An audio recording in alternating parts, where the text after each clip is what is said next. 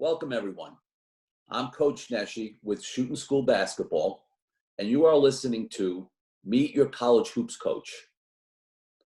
We chat with college coaches to get you the inside view of the colleges and their basketball programs. Today, we are happy to have with us Coach Chris Murphy, who is the head coach at Union College. Coach has just completed his 7th season at Union as the head coach. Prior to his tenure there, he was an assistant for 2 years at his alma mater, which is Union College. And he followed up with 4 great seasons as an assistant at Emory University. Coach, good morning, and thanks for joining us. Thanks for having me, Coach Neshi. It's always a pleasure to connect with you. We go back a little bit from my high school days playing at Iona Prep in Westchester, and then during my time at Emory as an assistant. We had some real good recruiting battles. I still remember losing Evan Kupferberg to you guys. What a player he was. Yes. But all good memories, Coach, as we know in this business.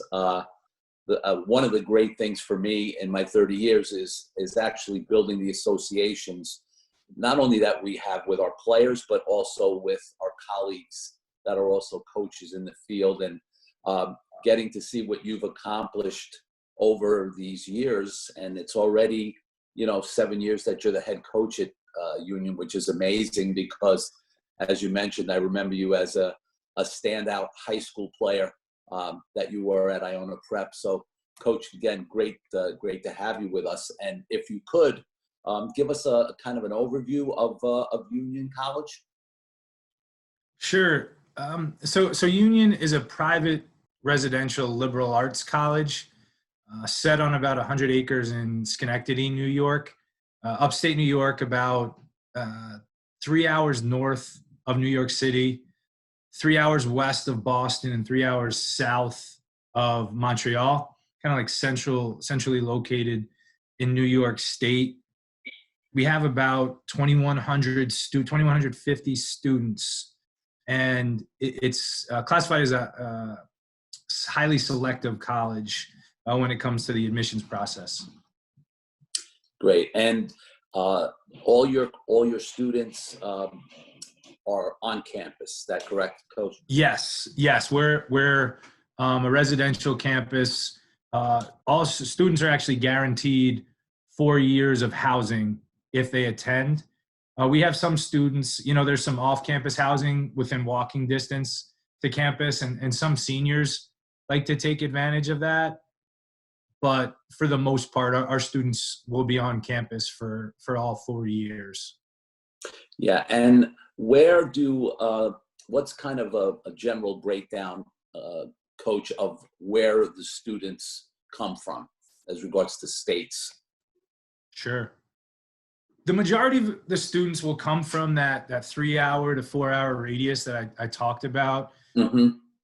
Obviously with my background in the Metro New York area, we recruit from that base pretty frequently. Connecticut, the suburban Boston area. We've also gotten outside that footprint a little bit. In my time at Union, we've had kid from Texas, kid from Atlanta, Georgia, kid from Greensboro, North Carolina. We also have some international students, someone from Lithuania, a student from Lagos, Nigeria, from London. So I think that's another area that we've looked into recruiting from. Our union has placed a strong emphasis on recruiting a diverse student body. And I think that is replicated by our roster, if you were to look at that. Okay. And as regards to when you talk a little bit about recruiting, Coach, what are the competitor schools like that you would go up against?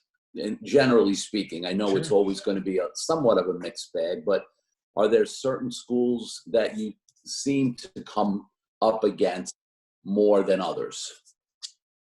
Yeah, I think within our league, we frequently recruit against RPI.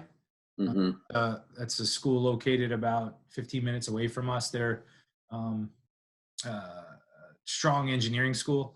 We also will recruit against Vassar, who's in our league, similar to our liberal arts background. Union has that unique set. We have a strong liberal arts curriculum, but also we offer STEM majors, which Mm-hmm. is a differentiator between some of our competitors.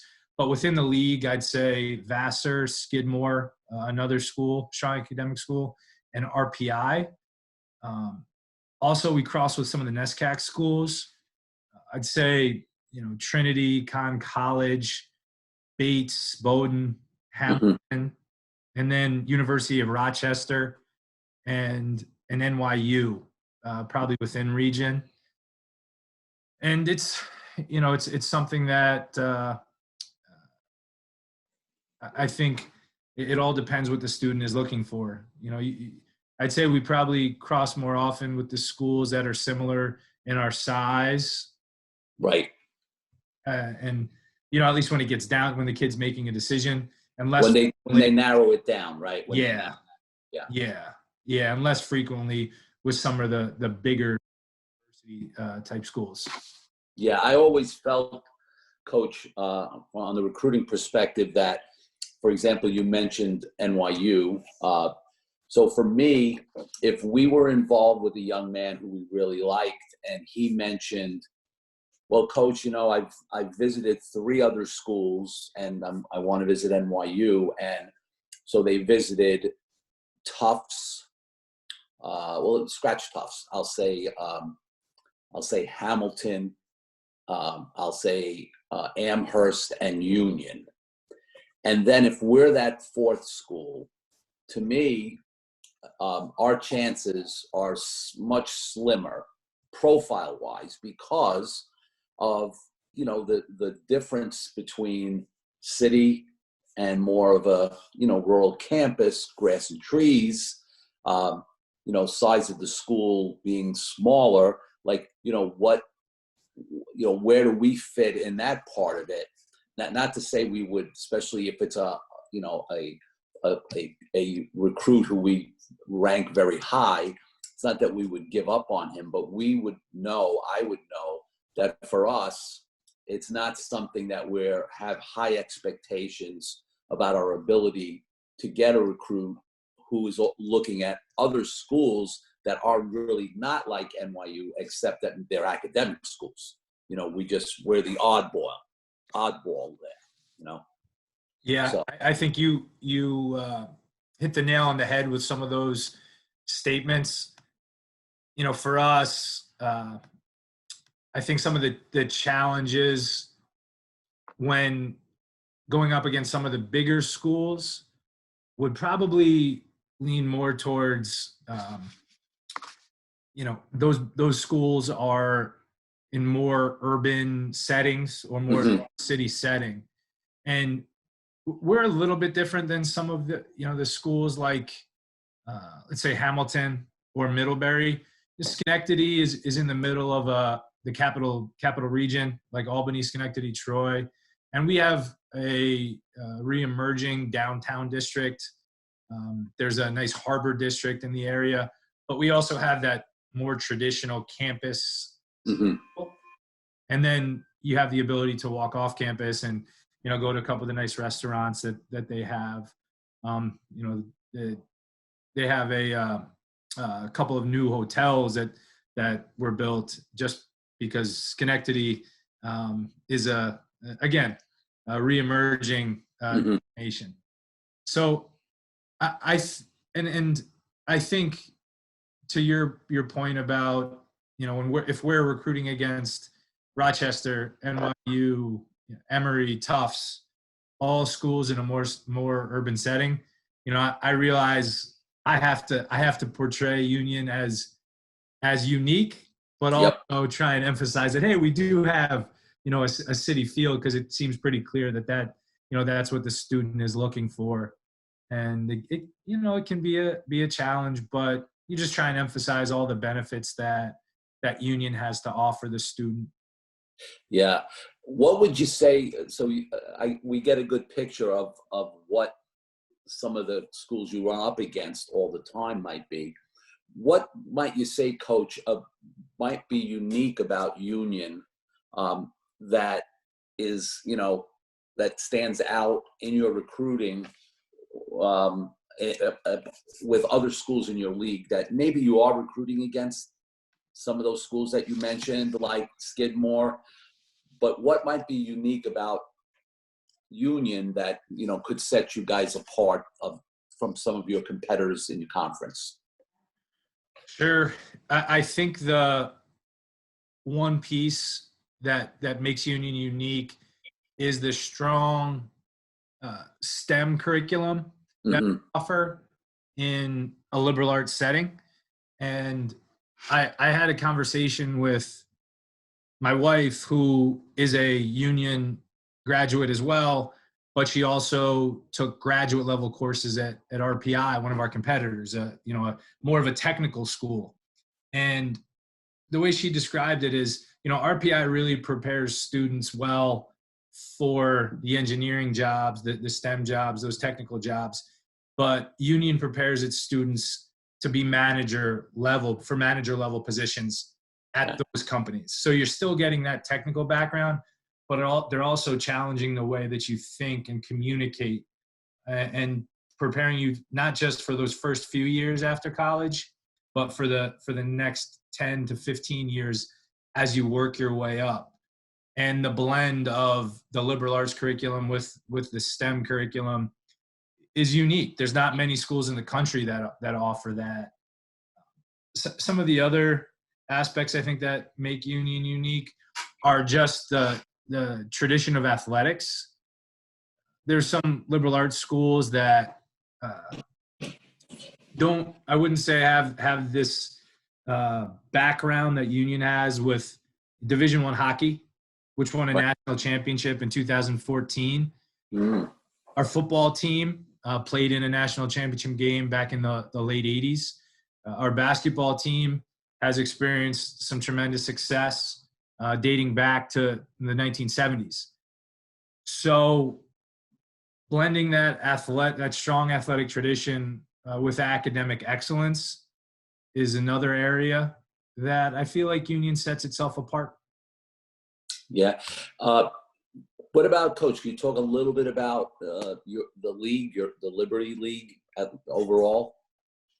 Yeah, it's all high academic private institutions in New York State that vary in size. You have some schools like RIT and RPI, which are more university level schools or size. And then you have schools like Union and Vassar and Skidmore, which can range anywhere between 1,600 and 3,000 students. There certain areas of our league that I think are beneficial, that we prioritize the student athlete's academic experience, Hmm. scheduling our games. Some leagues, while offering a, a great travel experience or a great education, sometimes you'll see a lot of missed class time because of the game schedule and travel schedule. At Union in our league, all of our games are on Fridays and Saturdays. So at most, maybe you'll miss a day of classes, one day of classes for the year on a Friday. We play 2 Tuesday night games, but we schedule those during our break period, Okay. so that we go to Hobart in December when Union's on break, and Hobart will come to us in January when they're on break. So when we say that you're a student first in the Liberty League and at Union, we truly mean it. Yeah, that makes great sense. And as you know, being part of the UAA as you were, the challenges of UAA travel, and we play Friday, Sunday, so you and I know what that's like. And again, there'd be some years where we would have to miss a couple of days because we would leave like basically our leave time would be late Thursday so that we wouldn't have to miss classes on Thursday. But Fridays, even though we have limited classes at NYU on Friday, invariably we would have some students who would have class. And unless we were in depending on the year, the schedule rotates and revolves.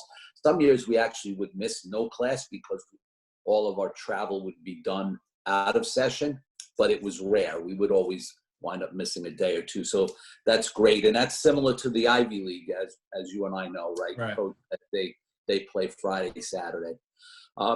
Regarding kind of your recruiting then, Coach, we talked a little bit about, the challenges, but as regards to competing with other schools, what for you, what are you looking for now if we talk about the players that you're trying to bring into your program? What are the basketball qualities that you're looking at, whether it be if you talk or speak to it on position or maybe just on skill level? What is it that, you're looking for? Sure. So I'll first break it down a little bit about 3 qualities that we look for in every player that we're recruiting and try and identify and rate guys in those 3 areas. And then I could talk a little bit more specifically about positions. Mm-hmm. So first, three areas that are so important for us. We want guys that compete every day.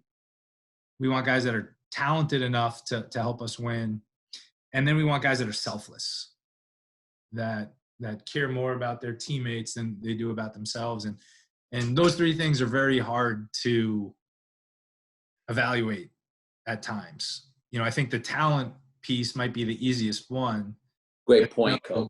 Yeah.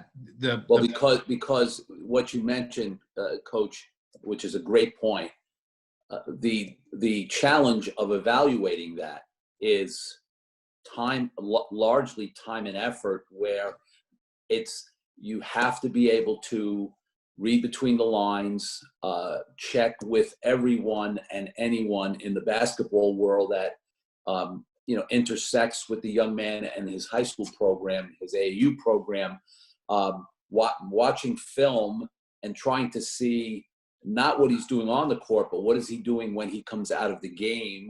Is he engaged with his team? Is he engaged with his coach? Where are his eyes? Is his head up? Is he in the huddle? Is he not? Et cetera, et cetera. So it's a great point. It's a great point, Coach. And it's a job that we as head coaches are concerned with, but we also rely on our assistants to be able to come up with a profile of who this young man is off the court as well as when he's on the court. Absolutely, Coach Neshi. And all those little details that you talked about, I can't tell from a highlight film, right? I can tell if you're talented or if you have some talent from a highlight film, but I mean, and I'll go even further in talking about how a student will treat his teachers, his guidance counselor, other people in that building, to get an understanding of, how is he viewed. And I'd be lying if I said we recruit only kids with, top marks in all 3, because I think a lot of coaches want that. And there are challenges in those evaluations of, right, the time. We all have limited time as coaches. We have limited staffing. We don't all have a full, 3 assistants and a director of operations to go through all that. And then lastly, resources, budget. Sometimes it's we can't always get out and see a kid, 8 or 9 games and do high school visits. That is becoming more and more challenging. Yeah. As the years go by. So, some of it is really developing as strong a relationship as you can with the student athlete, getting to know his family, getting to know his coach, getting to know his counselors, teacher, whoever you can. And then also, kind of trusting your eyes, trusting what you see, trusting what your assistants see. And then the last piece, which right now I think is more important than ever, because we can't get out on the road and watch guys, leaning on the your network, your contact of people you trust that have been able to see this kid prior and understand, hey, you know, this kid, he's when he's not in the game, he's standing up, he's applauding for his teammates. And then when he gets in the game, giving 100%. And those are some of the things that are hard to evaluate, but I think are so important when you're making your decision about what prospects you want in your class. Yes, agreed. And so those are some of the things that we look on a broader scale. Those three pieces. We want someone that competes, that is talented, and that's selfless. More specifically in position, you know, I was a point guard, and I'm probably tougher on point guards than other positions, but not because I was all that great. But very good, coach. Just have this vision and of what we want, and you know, I think we want someone that can get anywhere on the floor with the dribble, regardless of defensive pressure. So if, you know, you're playing a team that's looking to speed up the tempo and picking you up 90 feet, I don't want that to affect my point guard. I want him, as my college coach, Coach Montana would say, I want him to play offense as though his heart's not beating and be able to, you know, keep his head up, see what's going on the floor, really trust that dribble. And whether it's, he doesn't have to be the quickest guy in the world, as long as he can use his change of pace and hesitation to get to certain spots. And then, like you, coach, like you. That's wow. Sometimes those quicker guards could give me some. Nah, you were very deceptive, coach. You used change of speeds well. Still remember, I appreciate that, coach. Still remember, still have that evaluation. We want a guy that is also a great decision maker at that spot, because you know, as a coach, you're looking in a way as an extension of you on the floor at the point guard, right?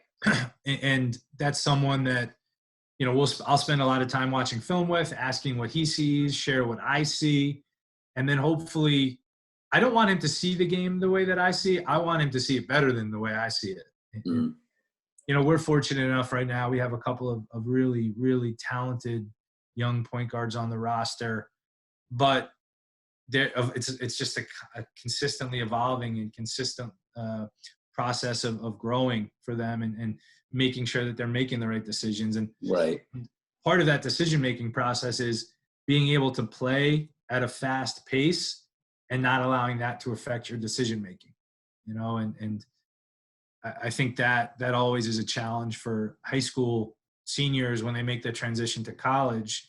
The game's going to speed up a little bit in most instances. And the pass that you were able to make that wasn't stolen or deflected in high school, you're going to have to make that pass half a second to a second quicker. Shot that you were able to get off in high school, you're going to have to get that shot off a little bit quicker. And yeah, great point. So that decision-making piece is important. We want a guy that, you know, everyone we look for is hopefully can make a shot from 18 feet to 20 feet, because spacing is so important in the game today. And you know, I don't have these rigid physical guidelines for players. I'm not gonna pass on a kid because he's not 5'11", he's only 5'10", but and this is someone that, you know, is 5'9", 5'10", saying it does matter. You know, you want, especially on the defensive end, you look at the NBA, teams are switching everything. The more size that you have on the floor, the more flexible and versatile you can be. But I'm not going to disqualify a kid because of height by any means. It's just, you're going to have to make up for that in other areas. Right. And totally agreed, Coach. And as is with Division III and then Division III academic institutions like Union or NYU, you know, we have to be, or I feel we have to be flexible in, if we want to bring in the best players, and then, I mean, at least I always felt that, and you kind of adjust your system, your offensive and defensive systems to the personnel. You know, to disqualify a young man because of size or whatever, you know, I just think that doesn't work. You know, I think it limits your ability to be successful. The best, and I've had some really good point guards, but probably the best point guard that I've had first as an assistant, because I recruited him when I was the assistant at NYU, and then he was my first captain, was 5'6", but a tremendous player from Norwalk, Connecticut. But that doesn't mean every kid who's 5'6" can get it done, right? It's finding the one that can, or not closing your eyes to the kid because he's 5'6" or 5'7". Coach, you hit the nail on the head in my mind with that.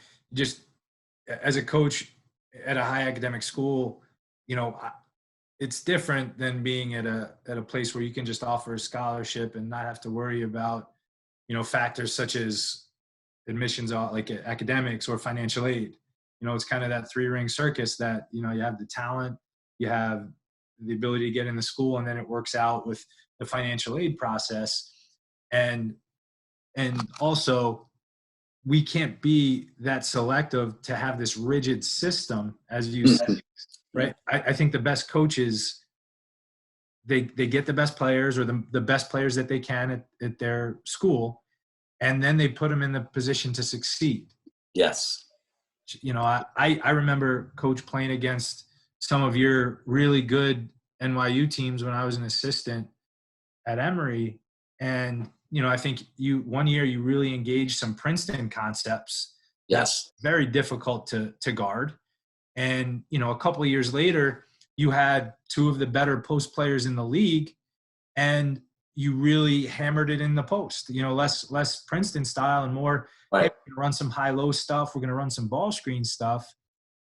And, that I think your record, track record kind of speaks for itself there, that you won a ton of games, and thinking with the fact of, hey, we're going to try and get the best players we can and figure out how we can utilize them best is the way to go, especially at our level. If we could be a little more pick and choose and offer a scholarship for a kid, hey, we're only going to recruit guys that can do this, well, that would make me a better coach. Yeah. That means I have more influence in the admissions office. Yeah, but it's so true, Coach. And I'm smiling because in recent years, I remember hearing about one Division I coach that was a high level, high major Division I, and in conversation, it came up that he wasn't going to recruit this player because this player was not a good pick and roll defender. And I get it, like for them in that level, and pick and roll, you got to be able to guard it, the way the game is going, blah, blah, blah. But if there was a kid who checks off all the boxes but can't guard pick and roll, I just don't think we could close it off and say, this kid can score the ball, he rebounds the heck out of it, he competes, he's a team first guy, but he can't guard pick and roll. No, I think we have to teach him how to guard pick and roll. And then, I don't know, maybe we're going to have to play some more zone. I don't know. But the point is, we got to be flexible. That's the kind of kid that goes to NYU, that goes to Union, develops into an high-level, all-conference, all-American player. And, as coaches, we just figure out a way to hide them in that ball screen defense. Yes, you got it. Coach, so we're getting a good picture of, like, what the season is like, what you're looking for in some of your players. I have two other questions, Coach. The first one, and you've been at, higher academic institutions, so you are well versed in this aspect and the challenges that as a student athlete you faced as a player, and now as a coach you have the responsibility of assisting your players during the season with being able to be successful on the court and in the classroom. Can you speak to kind of the strategies and your experience about assisting your players in being successful and balancing both?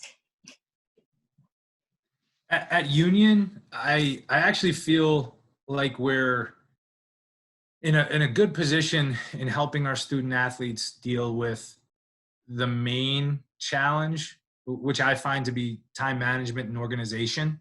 Mm-hmm.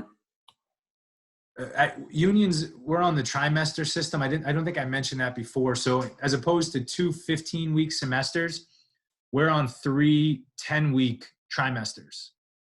And, at a semester school, I assume that you take about 5 to 6 courses each semester.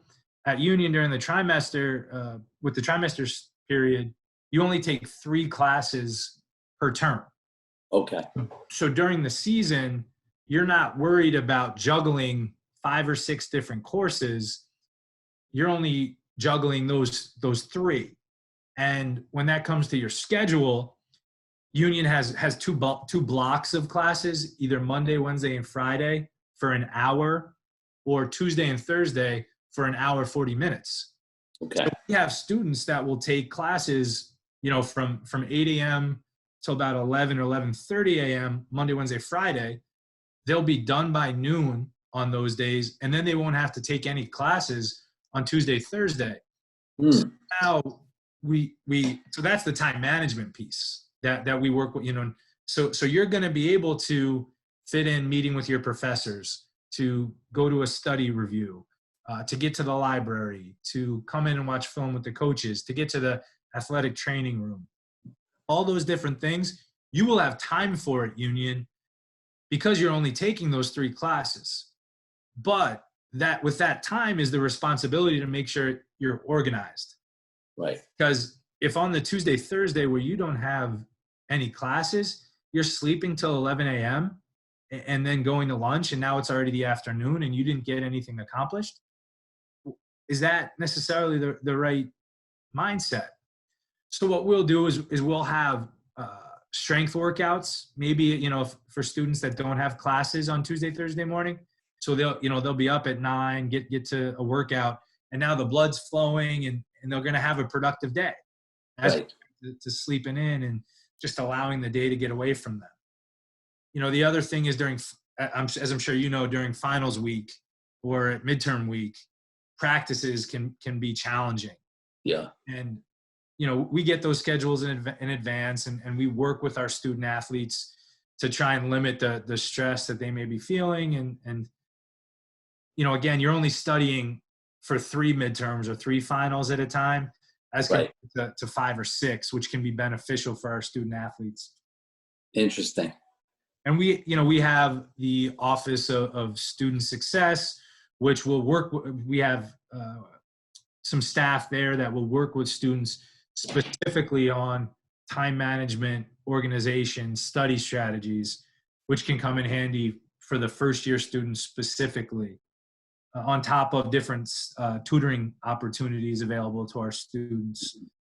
And then as a coach, you're just spending time developing a relationship with these guys and trying to understand how they're doing, because 18 to 22-year-old, males are not always the most forthcoming when it comes to challenges that they're dealing with.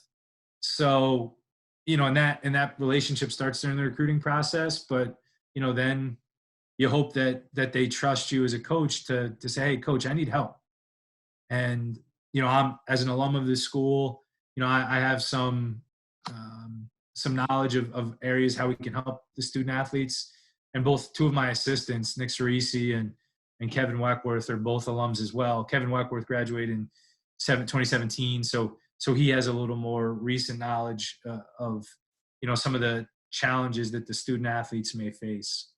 Yeah, that's, I think, invaluable, Coach, that, you have firsthand knowledge and firsthand experience, as well as some of your top assistants. As well, Coach, I know you wouldn't mention this, but, I'm sure if need be, you could actually provide tutorials, with your academic background, Coach. You're not going to toot your own horn, but you were quite a student in high school, and I'm sure you also achieved highly at Union. So you could do the tutoring, whereas with at NYU, Coach, I was at a distinct disadvantage. But what I will tell you is that in certain years when we actually would have the highest grade point average of all the team sports, obviously I'm sure you do the same at Union. Yeah. So we had the good fortune once in a while. We didn't do it all the time. We always did well enough and achieved higher than, 3.0. But some of the years we were top. And I would also always echo that, that my players took, the players took after their coach. But somehow no one believed it. And I believe it, most Coach. of all, neither did I. So. And this may be a topic for another time, but I'd love to pick your brain on how you were able to get your team to achieve academically at such a high level, because we do a similar thing at Union, and we look at the team GPAs, and there have been years we've been fortunate to be close to the top, but it's competitive, and I'm proud of the fact that our team GPA has consistently been above the average student body GPA. Right. But it's hard, it's hard to achieve at the highest levels, because you're at places like NYU, at places like Union, you're getting high achievers, people that want to succeed, not just succeed, excel on the court, the field, the rink, in the classroom, and then also in the community, and serving others. So it's competition, but that's, again, one of the benefits of attending a place like NYU or Union, is that you're going to be around like-minded individuals that want to achieve, and that not just will become classmates, teammates, 20 years from now, they're going to be part of your network, part of your contacts as you're kind of making your way through your professional life. And, my dad told me at a very young age, it's not really about what it's more about who you know. And as I developed in my career path myself, I've leaned on people that I've met along the way, and I still do. Recruiting, as I mentioned, right now, I'm calling a lot of my contacts in that metro area. Right. I have to do it. That's so true, Coach. And as we are in this part of the year now, and this is not your typical off season, but what would the typical off season be for you, Coach, and your players? Sure.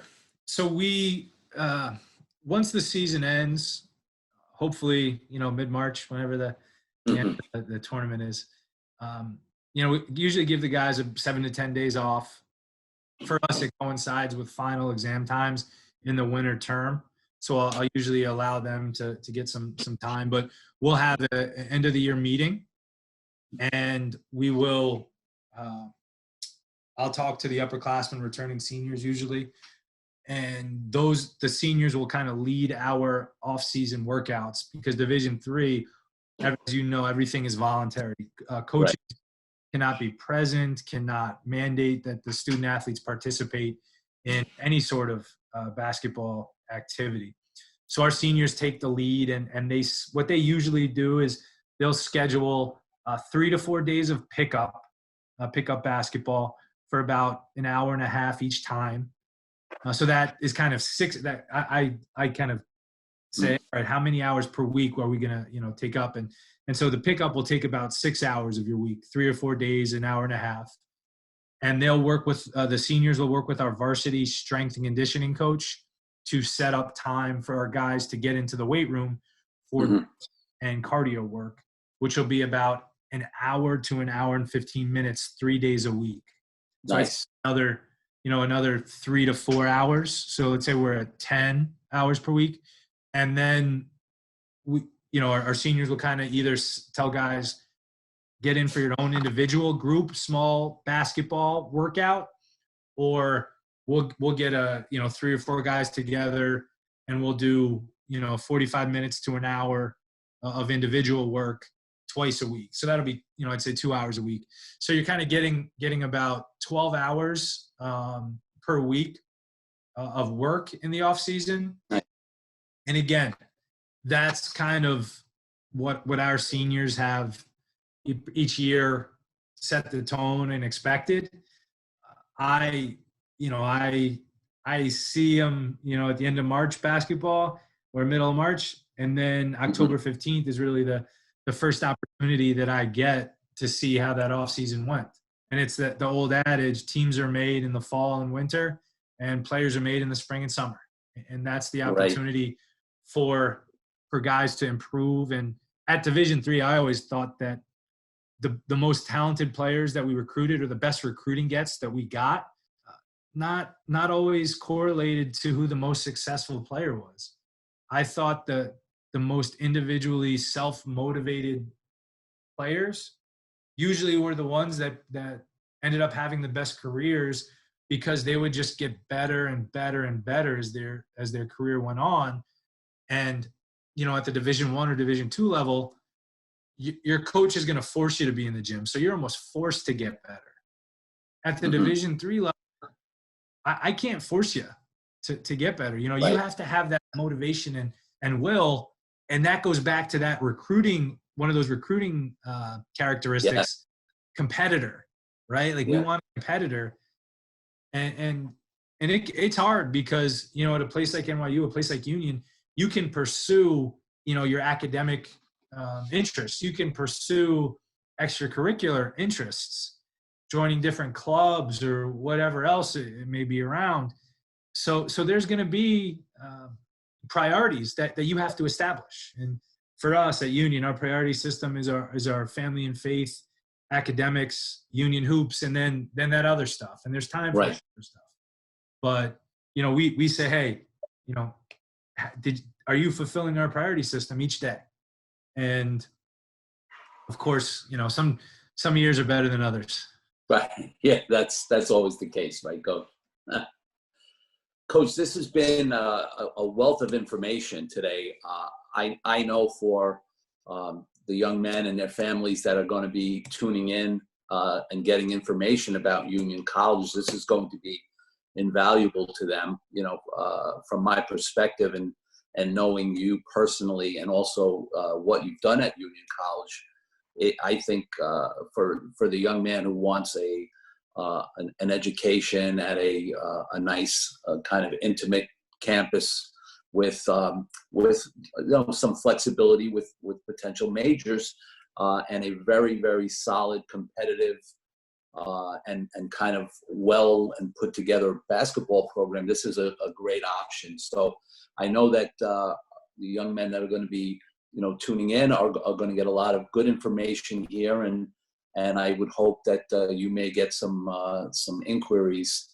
And I don't think you have any Staten Islanders right now on your roster, Coach, from what I looked at. Am I correct? I'm open to it. We do Well, not. we always are, right? I remember playing it. Some of those teams like More Catholic and St. Peter's when I was back at Iona Prep, and I know the ability and talent level that's out there. And I could go back to my CYO days. I think St. Clair's is still out there. But when I was yes, we would go out and play St. Clair's and had some battles. And that's going way back now, like wow, 5 years back. Coach, thank you so much. This has been tremendous. I wish you luck. I know everyone's anxious to get back on the court. Best of luck as you wrap up recruiting, and hopefully we get to see each other face to face in the near future.